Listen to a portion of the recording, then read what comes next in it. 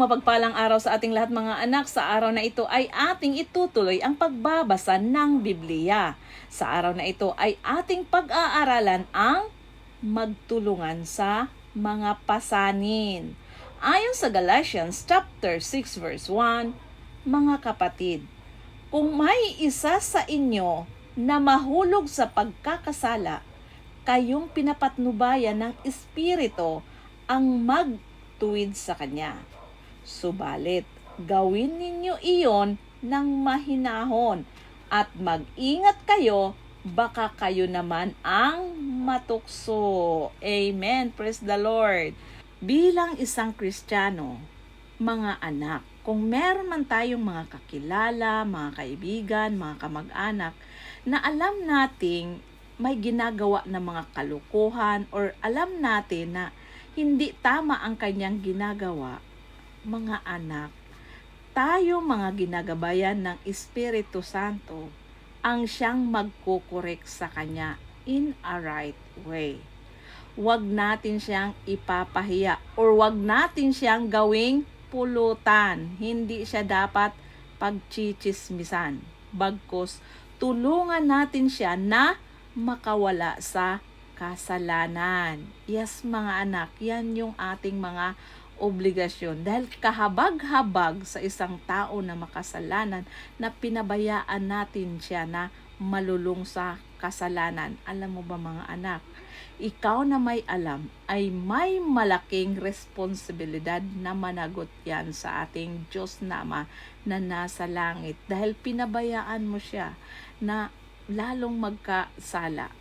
Dapat mga anak, magtulungan tayo sa isa't isa. Magtutukuran po tayo dahil yung gawa ng kaaway o yung gawa ng demonyo ay naku mga anak, umiikot-ikot lamang yan sa atin. Humanap yan ng mga pagkakataon para tayo ay masilat. At ayon pa nga sa Galatians chapter 6 verse 2, magtulungan kayo sa pagbuhat ng pasanin ng bawat isa. Sa gayong paraan ay matutupad ninyo ang kautusan ni Kristo. Kung inakala ninyong kayo'y nakakahigit sa iba, subalit hindi naman, dinadaya ninyo ang inyong sarili. Suriin ng bawat isa ang kanyang gawa. Sa gayon, ang kanyang kagalakan ay nakabatay sa kanyang gawa. Huwag na ninyong ihambing pa iyon sa gawa ng iba, sapagkat ang bawat isa ay dapat magdala ng kanyang sariling dalahin. Amen. Praise the Lord. Yes, mga anak, dapat tayo ay magtulungan sa pagbuhat ng pasanin ng bawat isa. Sa ganong paraan ay mapagaan ang lahat ng bagay. Huwag tayo maghahatakan pababa mga anak. Naku, yan pa naman ang kadalasan na na mga ugali ng mga Pilipino, ang crab mentality. Nako, pag may nakita na umaasenso yung isa, hinahatak siya pababa. Huwag ganun mga anak. Kasalanan yan sa harap ng ating Diyos na Ama na nasa langit. Dapat tayo ay matuwa kung meron mang taong nakakaangat sa atin or meron mang maganda ang buhay. Dapat matuwa tayo mga anak sa kanyang tagumpay. And stop comparing ourselves to others mga anak, kasi meron tayong mga kanya-kanyang dalahin sa buhay. Huwag mong isipin na ikaw ay mas nakakahigit pa kaysa iba. Naku mga anak, tingnan mo ang sarili mo. Yes, tingnan mo ang mga bagay-bagay at kung anong meron ka. Baka mga anak nagkakamali ka ng iyong tingin. Baka mas higit pa pala sila kaysa sa'yo. Mapapahiya ka lamang. Tandaan mo mga anak na comparison is a highlighter of iniquities and a stealer of joy. Comparison hangs blinds over the windows of our blessings and tells us we are in the dark. Comparing yourself to others is a lie. At ayon sa mga taga-Galatia, chapter 1, verse 10, bakit ko sinasabi ito?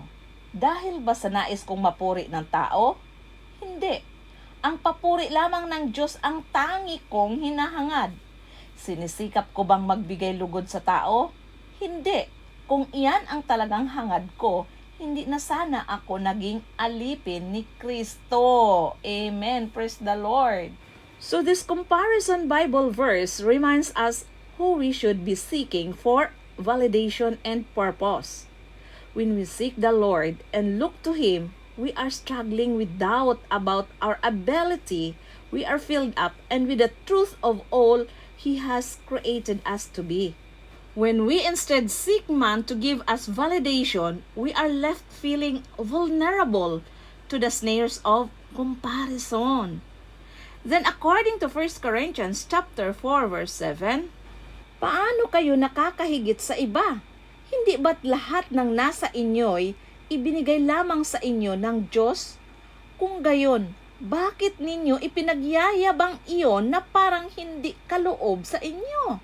So, ibig sabihin mga anak, kung patuloy nating ikumpara ang ating sarili sa iba, para bagang umaayon tayo sa plano ng demonyo sa ating buhay. Naku mga anak, pakatandaan natin na ang comparison mga anak ay magnanakaw ng kaligayahan. Tinitwist niya mga anak ang katotohanan. Dahil bakit? Pag nakita mo ang iba na may magandang buhay, merong magandang mga sasakyan, may magandang bahay, ikay nalulungkot. Amen po ba? Pag nakita mo ang iba na nakaluluwang ang buhay, para bagang iniisip mo na ikaw ay pinagkaitan ng tadhana. Na ang totoo ay ibinigay na ng ating Diyos na buhay ang lahat nating pangangailangan sa buhay na naaayon sa kanyang plano. Yes mga anak, lahat ng meron tayo ay galing sa ating Diyos na Ama na nasa langit.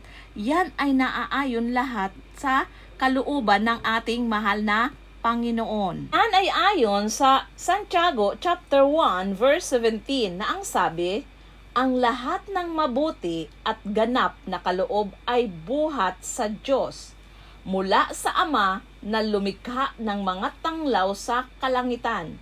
Hindi siya nagbabago o nagdudulot ng bahagya mang dilim dahil sa pagbabago. So, ibig sabihin mga anak, lahat ng magagandang bagay, mabubuting bagay ay galing sa ating Ama na nasa langit. At lahat mga anak ay naaayon sa kanyang mga plano. Dahil ang ating mahal na Panginoon ay hinahandaan tayo ng mga magagandang bagay para tayo ay umunlad o magtagumpay sa mga plano natin sa buhay. Kaya stop comparing to others mga anak. Kasi ang ating Diyos na buhay ay merong plano or merong magandang plano sa ating buhay. Yan ay ayon sa Jeremiah chapter 29 verse 11 na ang sabi, sapagkat batid kong lubos ang mga plano ko para sa inyo. Mga planong hindi ninyo ikakasama, kundi para sa inyong ikakabuti. Ito'y mga planong magdudulot sa inyo ng kinabukasang punong-puno ng pag-asa. So ganun kabuti ang ating mahal na Panginoon. Wala siyang ibang iniisip sa atin kundi puro kabutihan. Ayaw ng ating Diyos na buhay na tayo ay mapapahamak. Kaya mga anak, magtiwala lamang tayo sa ating mahal na Panginoon.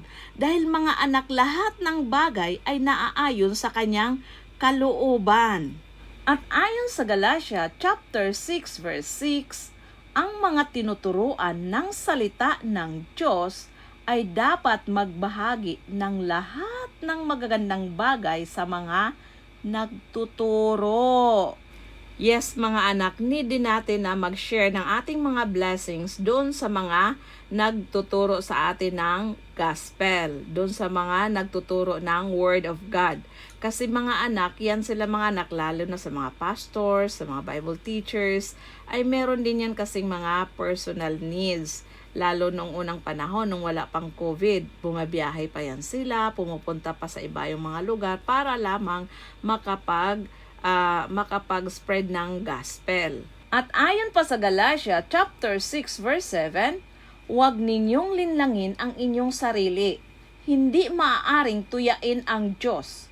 Kung ano ang itinanim ng tao, iyon din ang kanyang aanihin. Yes, mga anak. Kung pawang kabutihan ang iyong tinanim sa iyong kapwa, yan din ang iyong aanihin. Pakatandaan natin yan mga anak. At kapag ikaw ay nagtanim ng puro kalukuhan or puro kasamaan, tandaan mo nga mga anak, huwag mong i-expect na ikaw ay aani ng kabutihan. At ayon pa sa 2 Corinthians chapter 9 verse 6, ito ang ibig kong sabihin. Ang nagtatanim ng kakaunti ay aani ng kakaunti. At ang nagtatanim ng marami ay aani ng marami. At ayon pa sa Galatia chapter 6 verse 8 to 10, ang nagtatanim para sa sarili niyang laman ay aani ng pagkabulok mula sa laman. Ngunit ang nagtatanim para sa espiritu ay aani ng buhay na walang hanggan. Kaya't huwag tayong mapagod sa paggawa ng mabuti, sapagkat pagdating ng takdang panahon, tayo ay aani kung hindi tayo susuko. Kaya nga, basta may pagkakataon ay gumawa tayo ng mabuti sa lahat ng tao, lalo na sa mga kapatid natin sa pananampalataya. Amen. Praise the Lord. Yes mga anak, pagsikapan natin mga anak na tayo ay makapasok sa kaharian ng Diyos. Ating pakatandaan mga anak na ang buhay natin dito sa lupa ay panandalian lamang. Yes mga anak, napakaikli lang ang buhay natin dito sa lupa kumpara dun sa kabilang buhay. Kaya dapat mga anak, yun yung ating pagsisikapan. Hindi yung para bagang wala na tayong pahinga. Araw at gabi, nag-o-overtime tayo sa ating trabaho para lang natin makamtan ang ating minimithi sa buhay. Naku mga anak, yung mga bagay na yan ay nabubulok lamang. At ang ating katawan dito sa lupa, mga anak, ay nabubulok lamang. Pagsikapan natin mga anak, ang buhay na walang hanggan.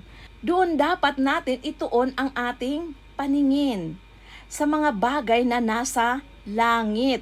Yes mga anak, nang sa ganun tayo ay makapasok sa kaharian ng ating Diyos na Ama na nasa langit.